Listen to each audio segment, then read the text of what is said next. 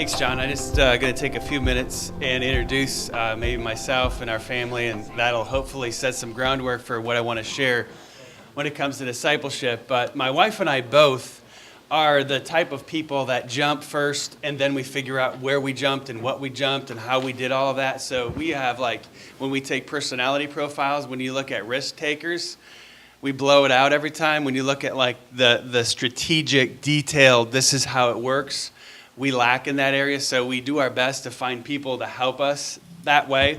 But I'm very passionate about this topic, not because I have anything to say from an authoritative perspective, but just from an experiential perspective.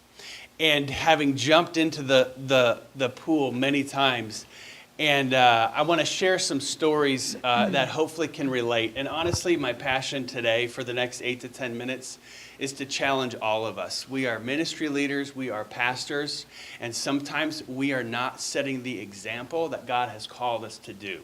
I love what Crossworld does. I love there is a better way. I love the statistics and us getting over there and getting our people over there, but frankly, we're not doing it in America.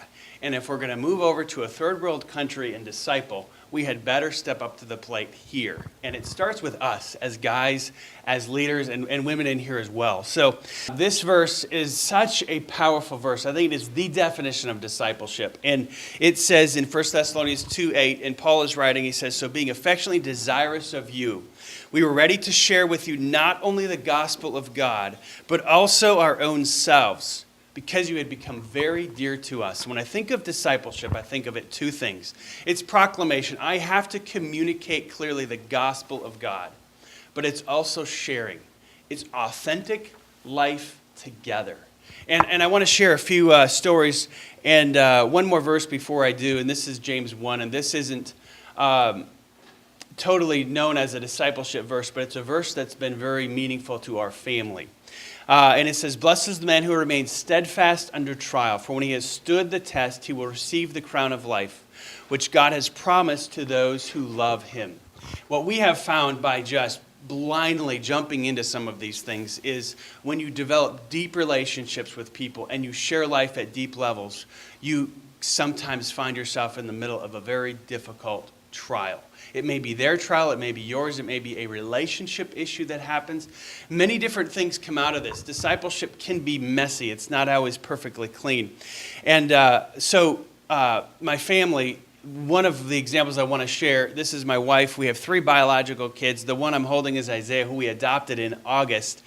And that's his full brother, Ian, we call him. And that's the judge at the adoption ceremony. And this was a very, very happy time for our family to be able to adopt. But before this happened, we've been involved in foster care for about 5 years, very deeply involved. And our first placement was an infant from North Kansas City Hospital we got when she was a day old. She came to our house. It was like the stork delivered a baby. 3 hours earlier, they called and said, "Can you take a baby?" And she said yes, and then she called me, like that risk-taking thing goes, and I said, "Yeah, I guess we're getting a baby." So the baby comes, and we had this baby for 18 months. Every part of us was attached to her. And I will never forget the court date, and it was totally unexpected to us. We were loaded up. The kids were at Crown Center. We were going to Nebraska to the zoo as a family on a vacation. And at 10 o'clock in the morning, the judge said, "Peyton is going back with her mom." And I was blinded. I mean, I didn't know what to think. I was in shock. I thought, how am I going to tell my wife? I can't call her. I have to go over there. And then I said, "How long do we have?" And she said, "At noon." So we had an hour and a half once court was over to get home, pack everything up we'd ever gotten for her, everything she had, put it in tubs, and never know if we were going to see her again. It was the most difficult, trying time of our life. And it began to form who we are and begin to change us and going through that dark, dark time. And it's been a couple years, and it still is very painful to think and to talk about this. But when you pour yourself out there in a life of discipleship, there are times when you are going to be hurt. But part of that is the growth process. And I see many of you guys who are much older than I am, and you guys could share this way better than I could. You've been through this, anybody who has. But going into this, I wanted to give you that foundation, and I just want to, there's 3 questions I want to answer in the time we have left through some stories. And one is, what is it? 2 is, what does it look like? And 3 is, how can I be a faithful discipler? And I'm not going to give you long answers at the end. I'm just going to give you a couple words for each of these, but we're going to talk through that. I have to give you this quote by Henry Blackaby. He said, spiritual leaders do not use their people to accomplish their goals. Their people are the goal. Spiritual leaders have a God-given responsibility to do all they can to lead their people onto God's agenda. Leaders who strive for and even achieve their goals, but whose people suffer and fall by the wayside in the process, have failed as leaders. Using people to achieve organizational goals is the antithesis of spiritual leadership. And I think we could substitute the word discipleship in here. So if we build big programs and we have flashy opportunities for people as consumers to come and be a part of, it doesn't mean for a moment that we have done anything as far as discipleship is concerned, especially if we have stepped over people to get there. So I want to begin with that. First principle, I have 3 short ones. 1, discipleship is a way of life. Discipleship is not an hour a week. Discipleship is not a form that we fill out or a thing that we go through. It is a way of life. And I want to share this story about Lizzie. She grew up in the projects. She's 72 years old today. And when we first started working downtown Kansas City at this church plant, we went door to door because we were looking for warm people to come and sit in church, so it looked like we had a little momentum going on. And so we started passing out flyers, and we were in a project. We didn't realize it was as bad as it was, but it's bad, Choteau Courts. And this social worker comes up and she says, can you guys come? Are you guys at church? And I thought they were going to kick us out. And she goes, we need you here. And I was like, we'll come. I mean, what else do we have to do? We got to reach some people. So she says, I said, what do you want us to do? She goes, well, just, I don't know, bring a karaoke machine and do karaoke. And I was like, that is not me, but I'll come with a basketball or I'll come and hang out. And we began to hang out. And that was 5.5 years ago. And we've missed hardly a week since then. We have one of the things we've done is just gone there every week. Well, Lizzie, I met. The first time I met her with 2 other members of the tent association who were not informed that we were coming, cussed me out up one side and down the other. I walked in and I had no idea what I walked into. And in time, I've been hung up. I can't tell you how many times I've been cussed out. I don't know how many times. But about a year later, one of the guys that worked down there and we sat inside the community center, and she said, Pastor Troy, I want to be baptized into your church. And I didn't know what she meant. She didn't know what she meant, but what she meant is she says, I want to get to know Jesus that you guys know. And she got to know Jesus, and I was able to baptize her a few years ago at a lake, which was just an awesome, awesome experience. And it was just part of jumping out, getting to know somebody and seeing God change somebody's life. But I want to share, because a couple months ago, she invited me to her birthday party. And this is what discipleship is. It was on my day off, and I very seldom compromise that. But this time for Miss Lizzie, she's family. I mean, it wasn't like it was even church anymore because she's family. So I brought my son with me, Dallas, who isn't on here. I jumped ahead. And we went to the birthday party. She wanted me to bring a cake, and so I brought a cake. But then when I showed up, she had 5 other cakes. And you know what they said? This is amazing to me. She had them all done up. She has no money. She had all these done up. It says New Life Ministries Church, puts the address, says repent and ask God to come into your life. That was cake number 1. The other one says Pastor Troy, New Life Church, my soul says yes, Lord. Happy birthday, Liz. It was just an amazing gift to be able to see this. And she said, bring brochures. I'm going to tell everybody about the Lord and about the church. And so she, during her birthday party, stood up and told everybody about the Lord. And I thought, that is awesome. And you know what it was?